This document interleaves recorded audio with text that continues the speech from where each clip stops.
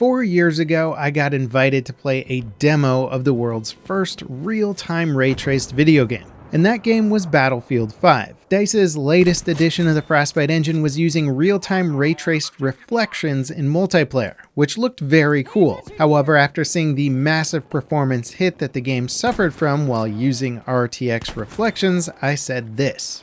For multiplayer, I don't know how big of a deal RTX is going to be right at the start. It might be another 5 or 10 years before people are playing competitively also with RTX enabled. Now, the gaming machine I was playing on back then was a top-of-the-line system with a 2080 Ti GPU. And that was pretty much the fastest gaming GPU at the time. And I had to set the in-game resolution to 1080p just to get an acceptable frame rate. And even then, I was getting on average 60 to 70 FPS with some fairly substantial dips and hiccups. Battlefield 5's ray tracing was very much a marketing feature, as even on the best hardware, the frame rate could not achieve competitive gaming levels. And many of us at the event concluded that it just simply wouldn't be used due to Battlefield 5's more casual competitive nature. It was definitely a neat feature, but somewhat misplaced within the Battlefield genre. However, over the last 4 years, gaming hardware has improved massively. Honestly, much more than I ever thought it would. 2 more waves of GPUs from Nvidia and AMD have pushed the possibilities of gaming so much further,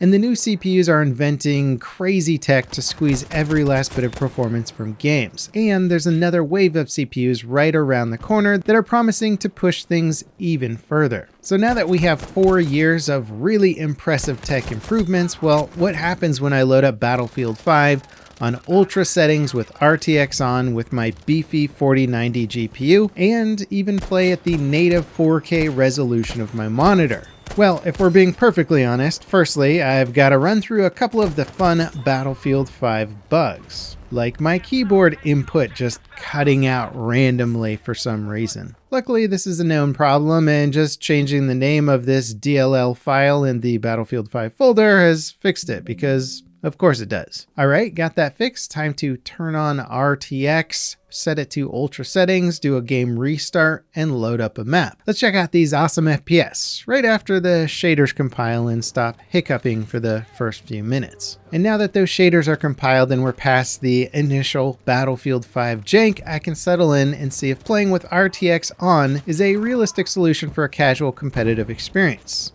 And there it is, the RTX at work. See the reflections in the puddle?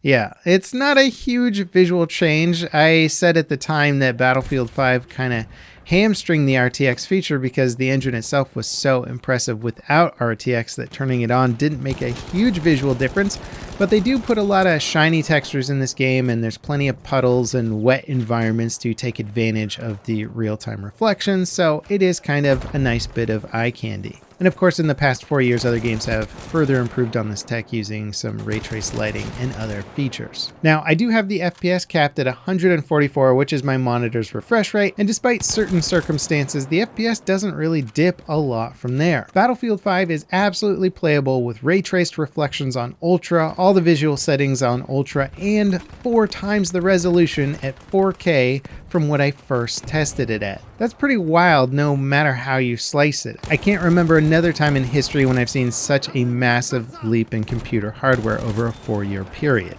And when I talk to other people who are able to game on some of the latest hardware that's out today, there's a similar reaction from them to just how impressive the new tech has been. This right now is actually one of the few times that I can remember where lots of modern games are not actually pushing their visuals past what my hardware can handle. Usually in the past when a game would come out, such as like Crysis, the ultra settings are things that just no current system could run at a respectable frame rate. But I've seen more and more games coming out recently that have let me crank the visuals to ultra and get incredibly impressive FPS. The new Warhammer 40k Darktide is a great example of this, a game that boasts insane visuals and artwork, which also lets me play at 4K ultra settings. It's pretty cool to say the least. Now, to be clear and fair with what Battlefield 5 is doing and some of the marketing lingo around the RTX stuff, my understanding is that the ray trace system here is only ray tracing the reflections versus using ray traced lighting. And on top of that, the quality of the ray tracing can fluctuate massively between games. The whole feature has been comically misleading with the whole RTX on and RTX off marketing, as the amount of samples used to create lighting or reflections makes a huge difference to the visual quality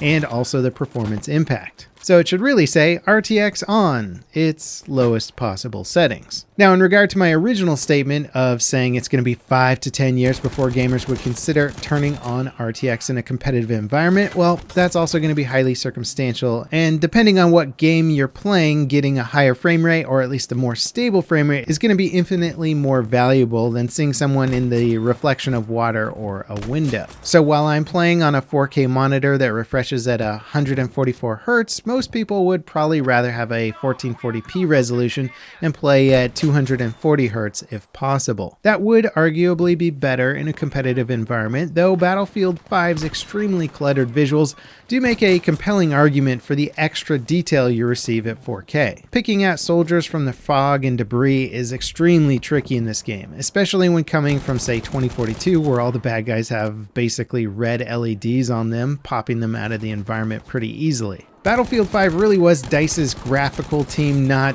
being reined in when they probably should have been. I remember seeing a very early build of Battlefield 1 way back in the day. This was before any sort of public test, and the developers had such extreme lighting effects that were so over the top, it made playing extremely difficult and super chaotic. Now, I played this at a feedback event, and most of the feedback given was to basically just tone it down so that we could actually see stuff while we played, and they did tone it down for the release of Battlefield 1, but the artists clearly wanted to take it further, and Battlefield 5 is really where they started to break down some of the long-standing visual rules of competitive gaming. Hopping back into it from playing either Battlefield 2042 or even the earlier Battlefield 1, it takes some real adjustment learning to scan the environment a lot more closely to find enemies hidden in the rubble or dark corners. I do know that a lot of players like this visual aesthetic though. Especially within the Milsim crowd, a super realistic looking World War II game is highly sought after. And Battlefield 5 definitely holds the crown of most visually impressive World War II game. I wonder if DICE will ever take the visuals this far again, or if things are going to be toned down for a more gamey experience as they have been with 2042. Sadly, we're probably quite a long ways off from seeing the next iteration of Battlefield and where they push the visuals, so it's really anyone's guess. But considering just how epically powerful modern gaming hardware is right now, and it seems like there's no signs of it really slowing down with its progress, perhaps I'll actually be able to play the next Battlefield game with the visuals cranked up on release day.